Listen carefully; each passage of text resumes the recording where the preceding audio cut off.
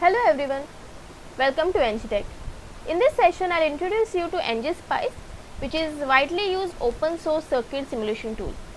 It's ideally for learners, researchers and engineers who needs to model and analyze circuits without physically assembling them.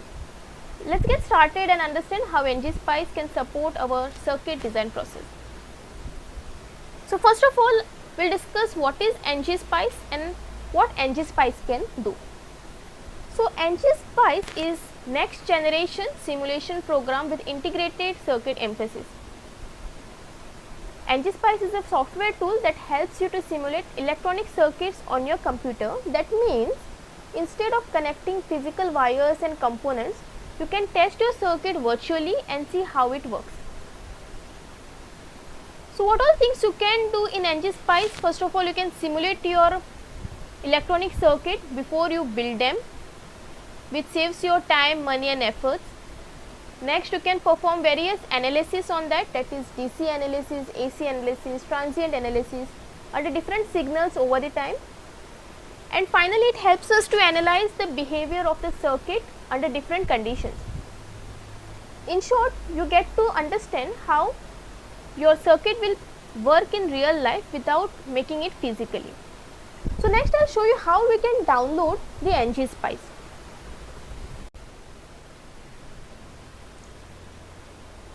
So you have to go into the website ngspice.sourceforge. You have to hit the download button in this tab here, and you have to download the source file.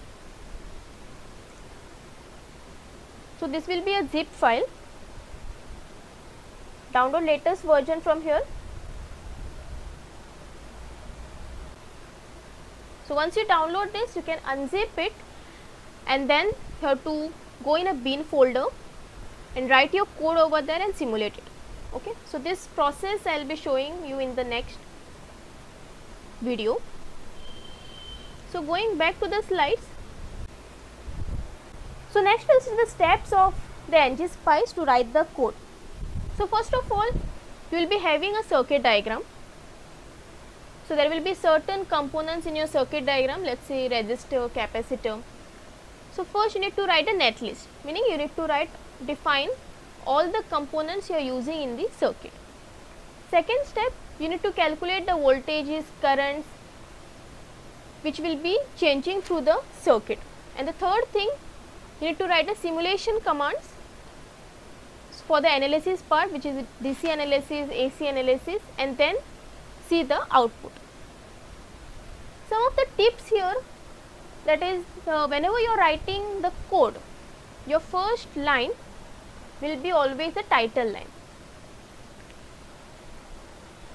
So you will be writing a code in a text document format. You will be saving this file with the extension .sp or .cir. Okay.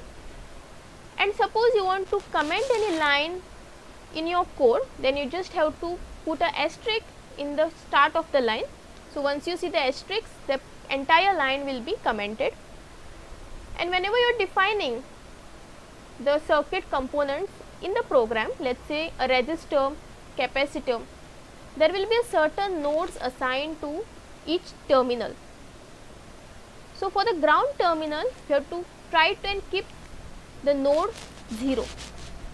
Okay, so these were some important tips. Next, moving to the spice elements. So whenever you are defining an element in the program, there are specific initial letters you need to mention in the code. For example, for capacitor it is C, diode it is D, BJT it is Q, resistor R. Okay, then it can be C1, D4, it can be anything. Okay. Next, basic components, how we can define the components in the program with the syntaxes. So a resistor is a 2-terminal device. Okay, so that means there will be 2 nodes for the resistor. So how to define it? R1, let's say R1 is the name of the resistor. First node wherever it is connected, second node as the resistor does not have any polarity, you can write the node anyhow and the value of the resistor. So, that will be in ohms. So, suppose the value of the resistor is 100 kilo ohms, then the value over here what we will be putting in the syntax is 100 K. Now, for the capacitor, we have a polarity for electrolytic capacitor. For ceramic, we do not have a polarity. So, suppose we are using electrolytic capacitor. So, we need to mention the positive node first wherever it is connected, and then the negative node, and then the value of the capacitor, that will be in farads. So, if it is microfarad, then it will be U. Then coming to the voltage source, again the same thing, name of the voltage source, positive node, then the negative node, and then the value of the voltage source. Okay. Now, coming to the bipolar transistor. Transistor is a 3-terminal device.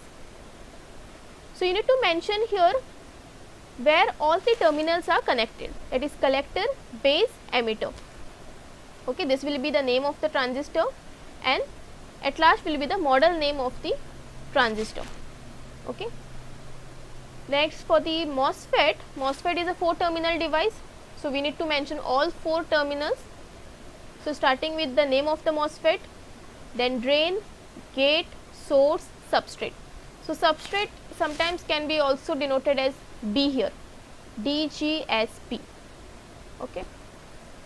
Let us take a simple example.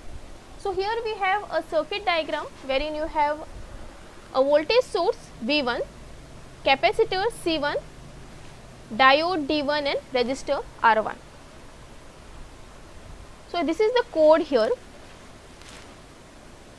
In the first line will be always a title line. So, I have wrote here sample code.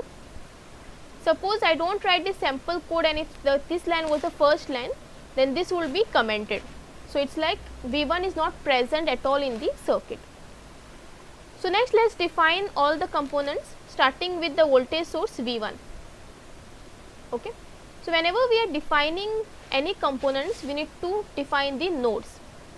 So, here whenever I am defining this source, I need to define nodes at the both the ends.